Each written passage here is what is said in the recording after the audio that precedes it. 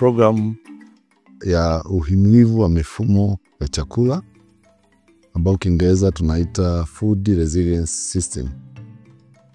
Programu hii inatekelezwa nchi nzima ndani ya mpaka Jamhuri ya Muungano wa Tanzania, kwa maana ya Tanzania bara na Tanzania visiwani.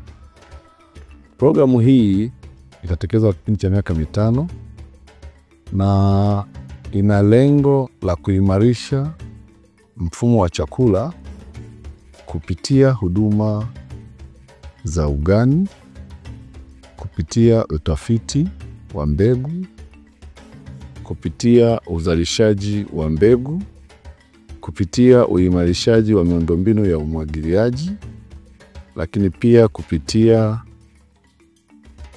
miundombinu ya kuhifadhi chakula, lakini pia itaangalia swala zima la afya ya udongo.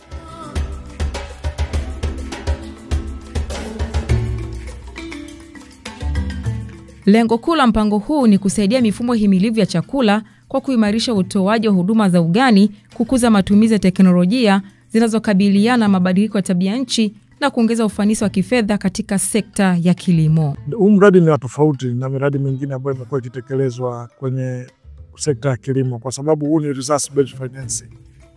Kwenye miradi ambayo inafadhiliwa kati ya Benki ya Dunia na serikali na wafadhili wa maendeleo, sasa hivi tumeanza kuwa na miradi ya aina mpya ambayo serikali na wafadhili wa maendeleo wanakaa pamoja, wanakubaliana kwenye matokeo ya utekelezaji ambayo tunaita kwa Kiingereza disbursement linked indicators, kwa maana viashiria ambavyo vinafungamanishwa na utolewaji wa fedha. Tofauti na miradi mingine ambapo mnapokana na mfadhili mnakubaliana mambo ya kufanya au shughuli za kutekelezwa, alafu yule mfadhili anatoa fedha kutekeleza. Miradi ya resource based financing au lipa kulingana na matokeo, ni mfadhili anakubaliana na serikali kwamba tekeleza 1, 2, 3. Ukitekeleza 1, 2, 3 mimi nitakupa fedha. Kwa hiyo huu ndio mradi unaotekelezwa na serikali kwa miaka hivi karibuni. Programu hii ya maendeleo ya kilimo inatekelezwa kwa kuzingatia viashiria mahususi vinavyolenga kuhakikisha matokeo ya kweli na endelevu kwa wakulima na sekta nzima ya kilimo. Kiashiria cha kwanza kinahusu kuhakikisha upatikanaji wa ufadhili endelevu kwa ajili ya utekelezaji na usambazaji wa teknolojia za kilimo zinazostahimili mabadiliko ya tabia nchi.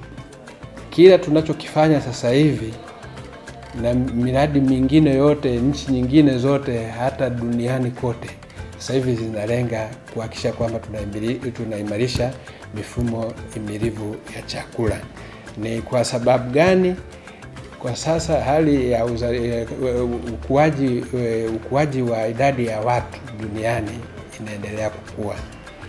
Kwa Tanzania hapa, idadi ya watu kwa kufuata sensa ya mwaka 2022 tupo watu 61.7 milioni, na inategemewa mwaka 2030 idadi yetu inafika watu milioni 79 au kabisa kufikia 80, na mwaka 2050 idadi ya watu wa Tanzania inakadiriwa kufika milioni 139. Kwa mpango huo tunahitaji mifumo himilivu kuhakikisha kwamba uzalishaji unaongezeka kwa kutumia ardhi ile ile ambayo yenyewe haiwezi kuongezeka kama idadi ya watu. Programu hii inatekelezwa katika mifumo miwili ya ufadhili, na ufadhili wa programu hii umetokana na fedha ambazo ni za mkopo kutoka World Bank, lakini pia kuna wafadhili wengine ambao wameonyesha nia ya kuweza kushiriki katika utekelezaji wa programu hii ambao ni IFAD, lakini pia JICA. Programu hii kama ambavyo nimesema awali ina mifumo miwili ya utekelezaji au financing, ambayo ya kwanza ni Program for Results au P4R, na ya pili ni investment project financing.